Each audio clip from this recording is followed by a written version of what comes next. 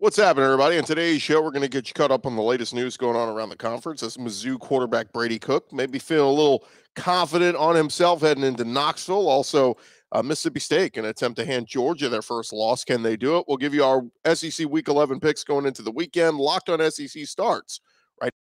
You are Locked On SEC, your daily podcast on the Southeastern Conference. Part of the Locked On Podcast Network, your team every day.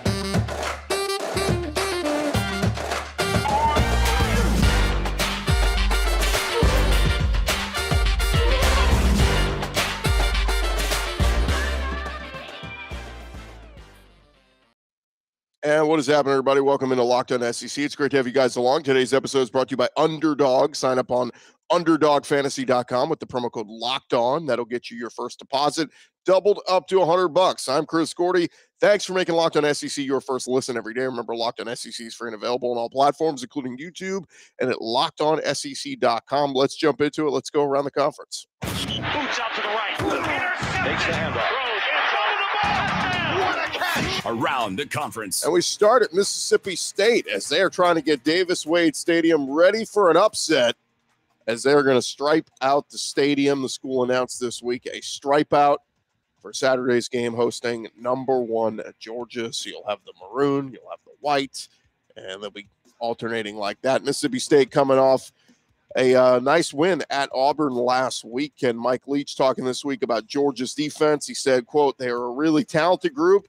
They're aggressive. I think that'd be the best way to summarize it. They're not complicated. They have good personnel, and they're aggressive. They keep it simple enough that everybody can just go fast. That's what makes them tough." Georgia, meanwhile, looking to improve to 10-0. Their defense been dominant all year. They have not allowed over 22 points in any conference game this year. They held their opponents to 13 points or less 6 times already this year, including 2 shutouts against Samford and Vanderbilt. Can the Mike Leach air raid and Will Rogers put up some points on Georgia's defense? That will be the ultimate test for this one. Georgia holds the edge in the all-time series against State 19-6 with 3 wins in their last 3 matchups. Meanwhile, over at Mizzou, Eli Drinkwitz trying to get his team back to 500 this Saturday when they travel to Knoxville to face number 5 Tennessee. Missouri quarterback Brady Cook sounded pretty confident that the underdog Tigers have a chance. He was asked about the challenge of playing in a hostile environment at Neyland Stadium. Cook said, quote, "We're battle-tested. I think we'll handle it just fine." Don't want to say those kind of things. It issues a challenge to the Tennessee fans. Now they feel like they have to bring it because you don't think Neyland's a hostile stadium. In Mizzou's last game, they lost 21-17 against Kentucky. Cook was 18 for 26 with no touchdowns and was sacked twice. The loss snapped Mizzou's 2-game win streak, which they had beaten Vanderbilt and South Carolina. Meanwhile, Tennessee looking to bounce back after their loss at Georgia last week. And Tennessee going to finish off their homestand, looking to stay undefeated at home this year. ESPN Analytics, they're giving Tennessee a 92.8% chance of beating Mizzou. The all-time series is tied at 5. Tennessee has won the last 3 games in the matchup. For the Vols, it's going to be senior day on Rocky Top.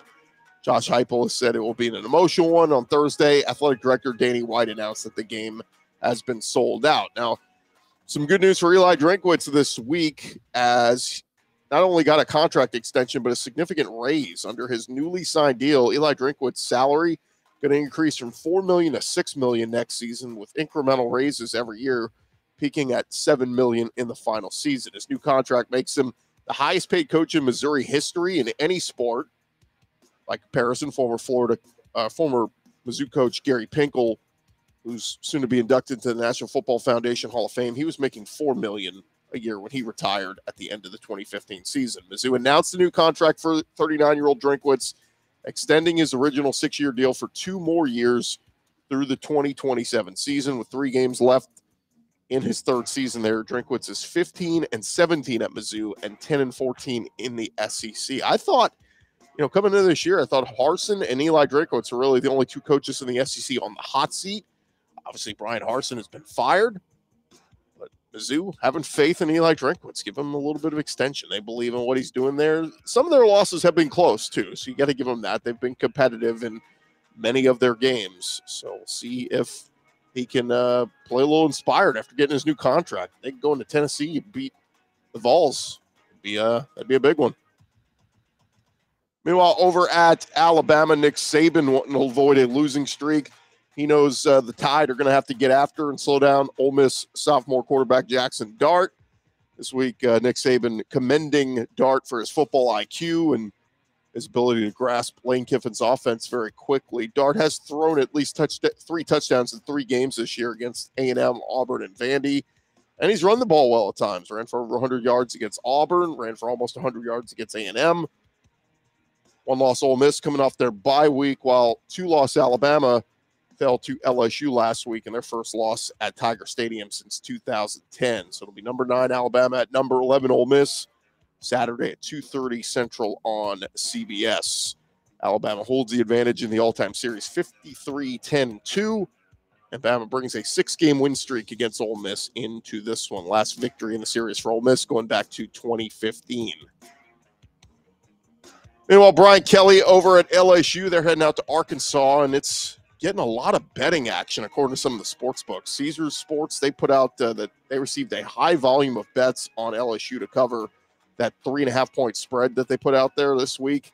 It is more popular to bet on LSU than it is to bet on an NFL team. LSU has more money bet on them to cover the spread than 22 of 28 NFL teams that were on the board for Caesars books this weekend. So pretty crazy there. Everybody's buying into LSU. They just beat Bama. How are they only a field goal favorite at Arkansas? LSU coach Brian Kelly talking in one of their videos on the LSU Sports website about having the mental fortitude to not sleep on the 5-4 Razorbacks. He said, quote, "We've been talking about this since January. The process that we're in is a consistent application of it. It's not, let's just do it sometimes to get by on others. If that were the case, we would have ups and downs. This group understands consistently what they need to do and now go back and do it again." Kelly wants LSU to maintain that same maturity that got them to the 7-2 record. Meanwhile, Brian Kelly giving an update on injured cornerback Sevyn Banks. He said Banks has made some good progress, but is still listed as week to week. He suffered a neck injury against Auburn back in week 5 and has not played since. Meanwhile, over at Florida, Billy Napier and his squad getting ready for South Carolina on Saturday. They can clinch bowl eligibility if they can pull off a win, but sounds like Florida's going to be without a couple of wide receivers in this one. Napier announcing this week that receiver Jaquavion Fraziers is going to miss the game due to a shoulder injury. And he says that wide receiver Justin Shorter has been limited this week and is questionable for the game. Shorter is second on Florida with 21 receptions, first in receiving yards with 471. So big loss there for Anthony Richardson and company not playing in this one. Florida leads the all-time series against South Carolina 29-10-3. South Carolina won last year's meeting 40-17 in Columbia. It's slated for a 4 p.m. Eastern kickoff. Will be televised on SEC Network. And meanwhile, Shane Beamer and his crew, they revealed they will be without a defensive back this week. B.J. Gibson going to miss the game with a hamstring injury. Gibson's coming off his best game of the year where he had 7 tackles against Vanderbilt in week 10. He's seen time in 5 games this year, mostly as a reserve on special teams, but he suffered that hamstring injury in the win over Vanderbilt. Former walk-on seemed to be on his way to cementing a solid role in that secondary. Again, kickoff from Gainesville set for 4 p.m. Eastern. Over at Auburn, Cadillac Williams talking on his coach's show this week, talked about his feelings ahead of his first home game as Auburn's interim head coach. Of course, he was named head coach after Brian Harsin was fired back on Halloween. In his first game, they gave Mississippi State all they could handle in overtime before they lost 39-33. Cadillac said, "My mind won't even let me process this right now. Lord have mercy, that is going to be special, very special with a lot of my former teammates out there." They've announced it's a sellout. So Auburn faithful still supporting their team and wanting to come out and show out for Cadillac in his first home game as the interim head coach at Auburn. With a win, he would improve to 1-1 as a head coach, and Auburn would get their second SEC win of the season. So we'll see if they can do that. And there you have it. This is the latest news going on around the conference. Coming up next, we are going to run through our picks. Got a lot of games this week that we got to run through. Thank you guys again for making Locked On SEC your first listen every day. I want to remind you that this episode is brought to you by Underdog Fantasy, the easiest place to spice up the college football season. Again, very easy to get started, easy to play while you're watching your favorite team play. I'm looking on the app right now, and they got some SEC action on the higher, lower, over, under category here in the pick'em category. They got LSU, Arkansas, and there's a few things I already like on here. I'm looking at Jaden Daniels. They have his higher or lower at 271 passing yards. I'm going lower. I think Jaden Daniels is going to run for some yardage, and he's not going to throw for a ton. I'm going under the 271 passing. You've also got Rocket Sanders over under 102.5 rushing yards. I'm going to go over that. He is the centerpiece of that offense. And with KJ Jefferson banged up, I think Rocket Sanders, they're going to have to lean on him. And I think he gets over that 102. May not be much more, but I think he gets over that. You can do all of that over on the Underdog app. You can go make your picks, your own picks, just like I did. It's easy to play, available in over 30 states. You just pick between 2 and 5 players across any team and decide if they will finish higher or lower than the number that they have on the app. One of the easiest fantasy to play games out there, and you can win cold hard cash in a single game. Sign up with the promo code Locked On. It's one word, no space, and Underdog will double your first deposit up to $100. You deposit $100, you get $100. That's how you do it. You just go to UnderdogFantasy.com or find the Underdog Fantasy app in the App Store or Google Play Store. That's Underdog Fantasy, promo code Locked On. Get in on the college football pick'em action today. And if you're watching on YouTube, you got it right there at the bottom. You got the promo code, you got the app, website where you need to go. Go double your first deposit at the Underdog Fantasy app.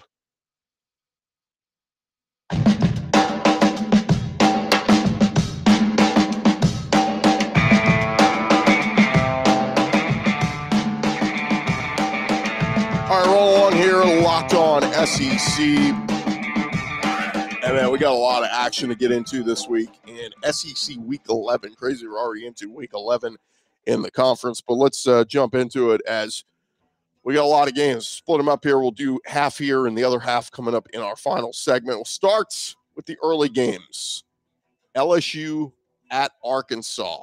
Arkansas, a 3.5-point home favorite. This is still the most up-to-date lines as of this recording on BetOnline.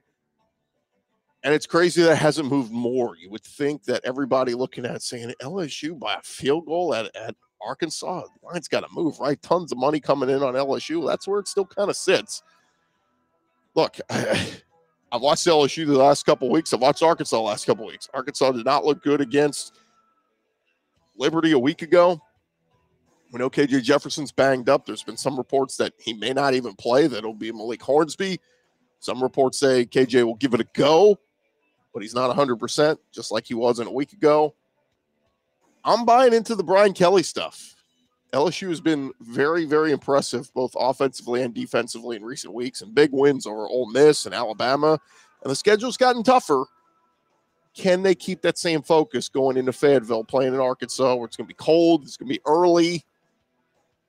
I think Brian Kelly gets it done. Give me LSU minus the 3.5 to cover up there in Fayetteville. If KJ Jefferson was 100% healthy, I might lean Arkansas on this one. It might even lean Arkansas on the full upset.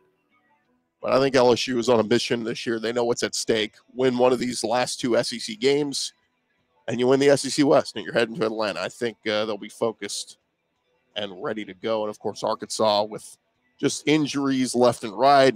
Miles Slusher getting suspended this past week. It's just been a lot of issues with Sam Pittman this year. Arkansas hasn't been able to take that next step like we thought they would be able to this season. Another one of the early games, it's Mizzou at Tennessee. The Vols have been about a 3-touchdown favorite in this one, sitting right now at BetOnline at 20.5. So Tennessee minus 20.5. This feels like the big bounce back game, right? The offense gets stymied for the first time this year in the loss in Athens. Took them forever, almost the entire game, to score their lone touchdown of the game. And Mizzou's been playing well, man. They've been really good against stopping the run. So if they can do that against Tennessee, good. But it feels like the Vols are going to want to get Jalen Hyde and company loose and score a lot of points. I keep going back and forth on the spread. I keep saying maybe Mizzou can cover it. If it was 21.5, I would absolutely take Mizzou. plus 21.5, but the fact that it's 20.5, I don't know why. I think Tennessee can cover that. I think Tennessee wins by 3 touchdowns. And I'll take the Vols at home in their final home game, senior day. Going to be emotional. They know it's at stake. Win this thing out, and you still have an outside chance at the playoff. I think Vols take care of business. Vols minus 20.5. And Eli Drinkwitz with his fresh contract takes an L on the road in Knoxville. Next up, it's Vanderbilt at Kentucky. Wildcats 18-point home favorites. It's a lot of points. I wish it was more in the 13-point category. I'd be all over Kentucky. Minus 18 just feels like a lot. But I know Vanderbilt has struggled offensively and particularly defensively. Anthony Orji's really their one bright spot, making tons of tackles out there. I'm going to take Kentucky minus the 18 because they're at home. Will Levis playing a little bit better as of late. Chris Rodriguez in that run game. And injuries again at quarterback for Vandy.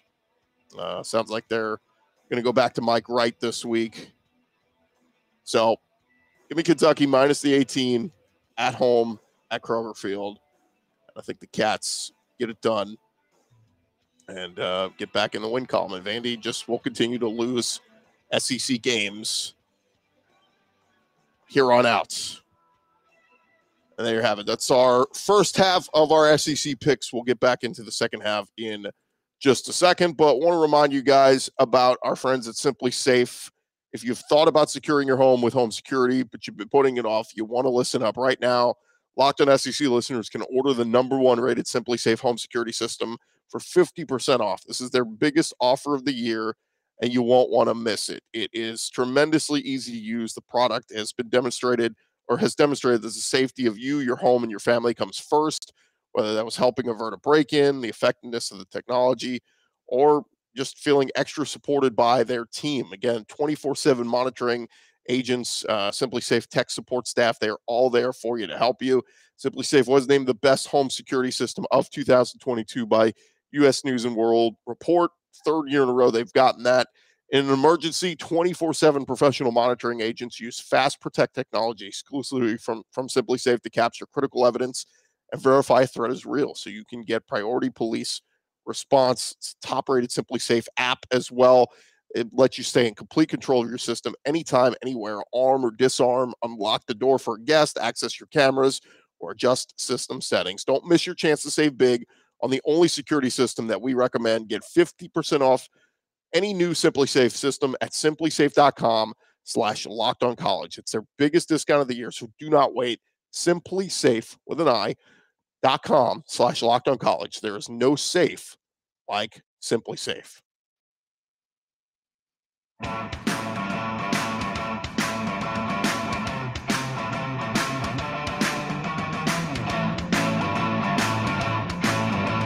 All right, continuing on here with our SEC Week 11 picks. And, man, there are a ton of games still to get into. So picking it back up where we left off, getting into the afternoon games is Alabama at Ole Miss. The Rebels, 12-point home underdogs at Vaught Hemingway Stadium. I keep looking at this number and saying, I think Alabama bounces back this week. But that's a lot of points, right? Alabama has struggled on the road in many of their games this year. Texas, at LSU, at Mississippi State, they took care of business. But it just feels like this one is destined to be close. A lot of people are jumping on Ole Miss with the win this week. I got to stick with Alabama. I'm going to take Alabama to win the game, and I'm going to take Alabama to cover the 12. I think Bryce Young, this is his get-right game. I think Alabama's going to load up the box, try to slow down Quinshon Judkins and Zach Evans, and they're going to dare Jackson Dart to throw, and I don't think he'll be able to do it. I think Alabama's DBs play better this week, and I think Bama wins. I think it's probably close at half, but I think Alabama runs away in the second half. They cover the 12. Let's say they win by 14 or more, and they beat Ole Miss. And Lane Kiffin, they get your popcorn ready comment a year ago. Look, don't go for as many 4th downs this year, Lane. Hopefully he's learned his lesson from that. But all this week I've heard everybody picking Ole Miss to win it. I got to go back with Alabama. They are a 2-point conversion and a missed field goal away from being undefeated right now. So Give me Alabama. Still pretty good. Contrary to popular belief, Nick Saban, the Tide, still very much alive. Getting into the evening games, South Carolina is at Florida.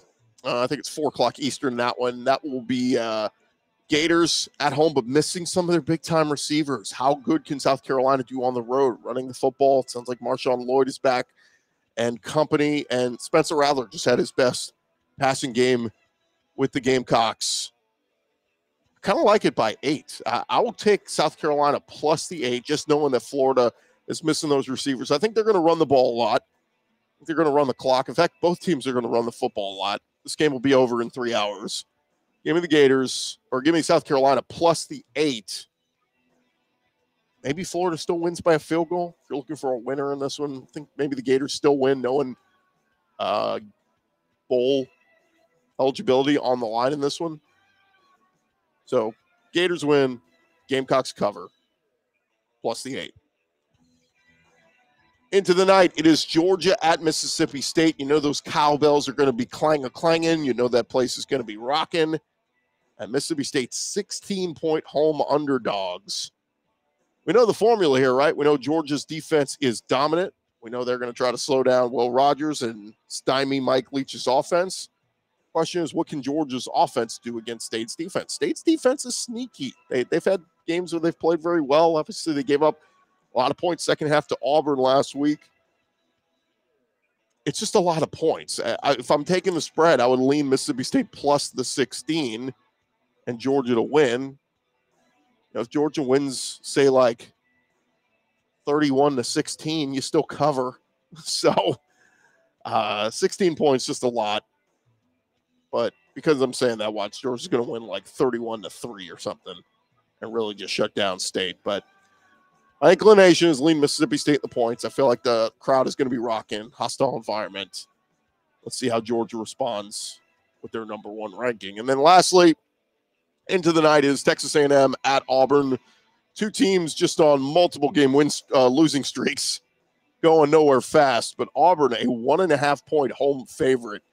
A little respect to Cadillac Williams getting the team inspired last week and playing tough. A&M, don't know what's going on with them. They had the flu outbreak. They had to go back to Haynes King at quarterback a week ago. The defense has really let me down. I thought that would at least be a strength of this team, and they have not been. But I think I'll lean Auburn at home. I know A&M's got plenty of talent. I know Devon Achane's going to run well. But I think Ted Bigsby runs even better, and I think Auburn runs the ball effectively and wins it. Give me Auburn minus the 1.5 at home. And there you have it. Those are SEC Week 11 picks. Do what you want with them. We've been pretty accurate this season calling upsets. Remember a week ago I said either Tennessee was going to beat Georgia or LSU was going to beat Alabama. I said that a week ago. I said one of those is going to happen. Tennessee did not beat Georgia, but LSU beat Alabama. So pretty good at calling some of the upsets here. So thank you guys again for making Locked On SEC your first listen every day. For your next listen, check out our Locked On Sports Today podcast. It's the biggest stories of the day, plus instant reactions, big game recaps, and the take of the day, available on the Odyssey app, YouTube, or wherever you get your podcasts. I'm Chris Gordy. This has been Locked On SEC. Join us on Monday as we give you our winners of the weekend, who depressed us from the weekend, and all that coming your way Monday. Everybody have a great weekend. We'll talk to you guys then, right here on Locked On SEC.